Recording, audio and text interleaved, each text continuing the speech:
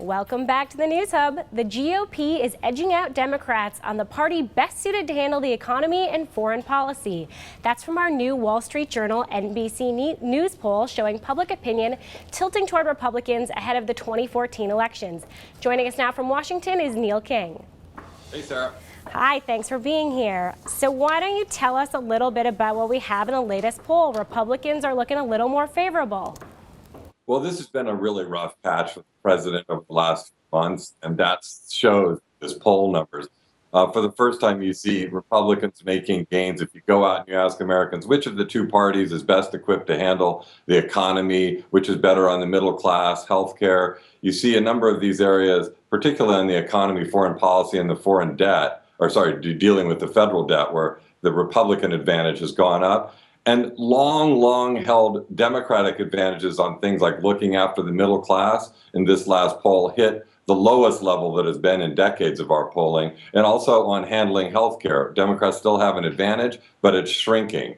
The other thing that's just worth noting is that Obama's numbers, approval numbers, are now down into the middle 40s and are kind of just staying there. And the thing that our pollsters point out is that his base supporters, Democrats, African Americans, there's a sort of slumping of support among that contingent, similar to what we saw among Republicans for George W. Bush after Katrina. And those numbers stayed in that kind of low territory. And that was a turning point for Bush. People are kind of the feeling that we may be at sort of a similar turning point moment for Obama. And it is really striking. I mean, when you think about, how much Obama won by in November, to now have people saying, well, we actually think Republicans are a little bit better on the economy and on foreign policy and things like that. It is striking. And I think this has been a really rough patch this whole first year of his second term. You think of just the spillover of Benghazi, the whole, IRS thing, the stuff we've seen at the NSA and snooping. Then we get into the whole Syria mess now.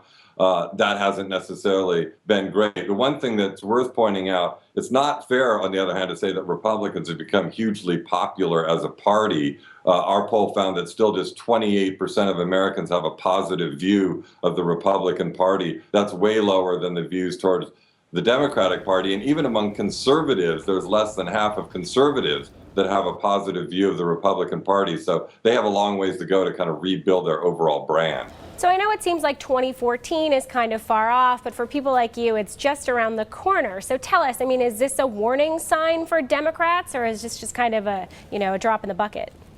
It is a warning sign. It's still hard to tell, and of course these things play out state by state, but there are two factors really. When a president's own approval rating among his base starts to slip like below 80%, which is where you want it to be, you start looking at the possibility of just turnout numbers and the difficulty of rallying your base. And that's going to be a challenge. It always is in an off year for a White House.